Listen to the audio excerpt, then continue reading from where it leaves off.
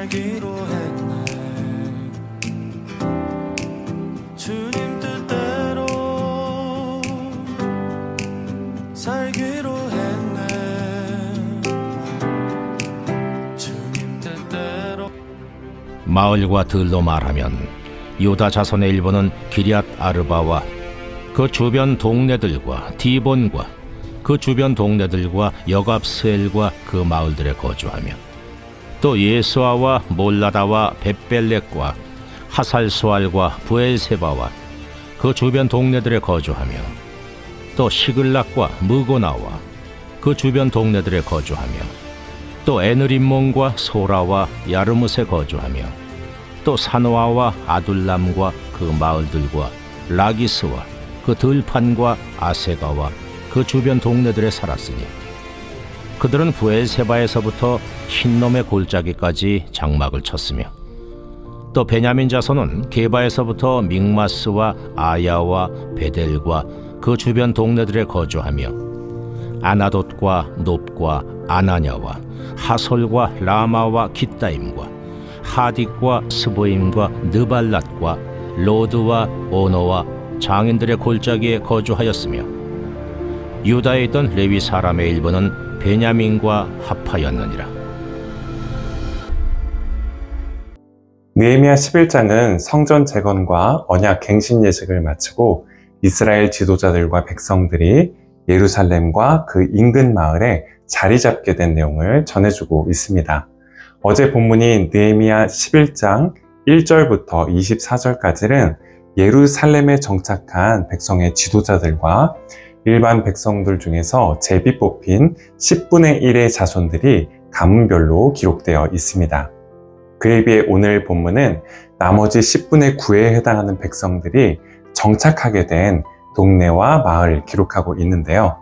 먼저 25절부터 30절까지는 유다 자손들이 거주하게 된 마을의 이름이 기록되어 있고, 또 31절부터 35절까지는 베냐민 자손들이 거주하게 된 여러 동네들의 이름이 기록되어 있습니다.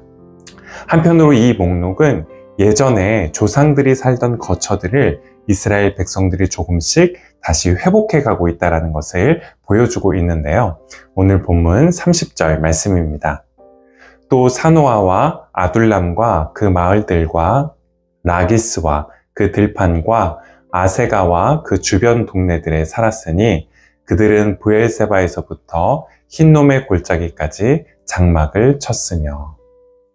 부엘세바는 역사적으로 이스라엘 영토의 최남단을 가리키는 말로 사용되었습니다.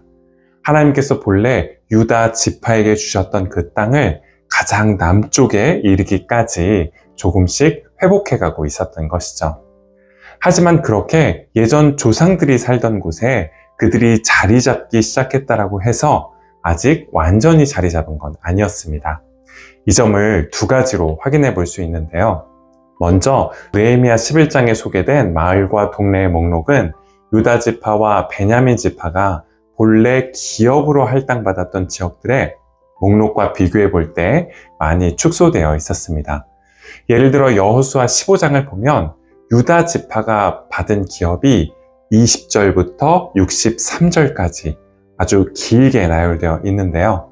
무려 43절에 걸쳐서 소개된 동네 이름이 오늘 본문에서는 25절부터 30절까지 불과 6절에 그치고 있습니다. 두 번째로 30절 마지막에 있는 장막을 쳤으며 라는 구절은 아직 백성들이 안정적으로 정착하지 못했다라는 걸 말해주고 있는데요. 정착할 집을 짓고 그 집들이 모여서 마을을 이루고 있었다라고 한다면 굳이 그렇게 장막을 칠 필요가 없었겠죠. 하지만 바벨론에서 귀환한 이후 이스라엘 백성들 중에는 오늘은 여기에 장막을 쳤다가 또 내일은 다른 곳에 장막을 쳤다가 하면서 진화했던 이들이 있었습니다.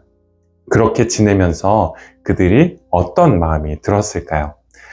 어쩌면 한편으로는 조금 서글플 때도 있고, 그냥 바벨론에서 지낼 걸 괜히 이곳에 와서 고생한다라는 마음이 없잖아 들었을지도 모릅니다. 살 곳이 아직 정해지지 않아서 좀 불안해하고, 앞으로는 어디서 지내야 되나 하고 걱정이 되기도 했겠죠. 그런데 비록 당장 먹고 살 거리를 찾아 집을 짓고 안정적으로 뿌리 내리기 어렵다고 해도 불안해하고 걱정해야 하는 게 우리가 할 수 있는 일의 전부는 아닙니다. 유은실 작가의 순례주택이라는 소설이 이 땅에서 나그네와 같은 삶을 사는 우리가 어떤 마음으로 살아야 할지 그 한 가지 예를 잘 보여주고 있는데요. 순례주택은 평생 새신사로서 다른 사람의 때를 밀어서 돈을 모아 빌라를 구입한 75세 김순례 할머니의 이름을 따라 지어진 이름입니다. 할머니는 본래 순할 순, 예의 바를 예라는 이름을 갖고 계셨는데 그 이름을 순례자, 나그네라는 뜻을 가진 순례로 바꾸고 지구라는 이 행성을 평생이라는 시간에 걸쳐서 여행하는 순례자의 마음으로 살고 계셨습니다. 그러던 할머니의 주택에 하루는 사기를 당한 이후에 갈 곳이 마땅치 않았던 16살 수리민의 가족이 입주하게 됩니다.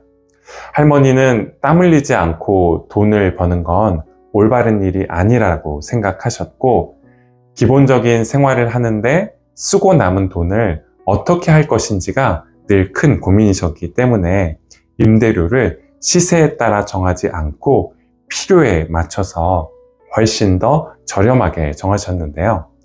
한 번은 김순례 할머니가 수리미에게 지금은 힘든 시간을 지내고 있지만 그래도 행복하게 살아야 한다라고 수리민의 가족에게 내줄 공간이 있어서 다행이고 감사한 일이라고 말해주게 됩니다. 그때 할머니의 그 말을 듣고 수리민은 이렇게 생각하게 되는데요. 순례 씨는 감사라는 말을 잘 한다. 우리 가족들에게서는 거의 들은 적이 없는 말이다.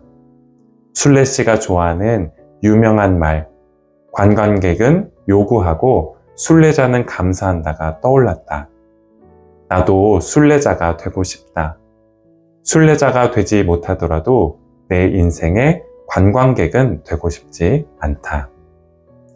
바벨론 포로기 이후 이스라엘 백성들이 다시 장막을 쳐서 여기저기 옮겨 다니며 살았던 것처럼 우리 역시 이 땅에서 잠시 잠깐 머물며 살아가게 됩니다.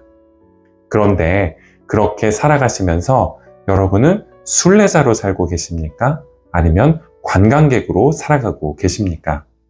뭔가 자기 뜻대로 잘 안 되고 필요가 채워지지 않았을 때 혹시 하나님이나 주변 사람들에게 불평을 하고 또 자기의 필요를 집요하게 요구하는 관광객처럼 살아가고 계십니까? 아니면 좀 불편한 게 있고 채워지지 못한 게 있어도 또 비록 자기 자신의 인생이 자기가 바랬던 대로 흘러가진 않았더라도 감사하는 마음을 잃지 않고 살아가고 계십니까? 하나님의 나그네된 백성으로 이 땅에 잠시 잠깐 와서 머물다가 다시 하나님께로 되돌아가는 삶을 살면서 관광객이 아닌 순례자로 감사와 기쁨을 누리며 살아가실 수 있는 저와 여러분이 되시기를 바라겠습니다. 함께 기도하시겠습니다. 주님, 이 땅의 순례자로 주님을 더 깊이 알아가고 주님을 더 사랑하며 주님을 더 따르게 하시는 영적 여정, 믿음의 여정을 걷게 하신 주님께 감사와 찬송, 영광을 올려드립니다.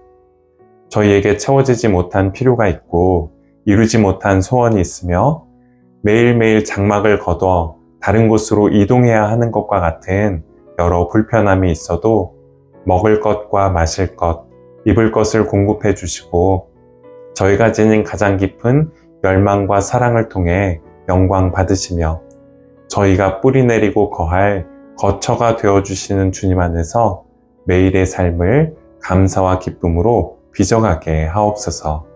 예수 그리스도의 이름으로 기도드립니다. 아멘.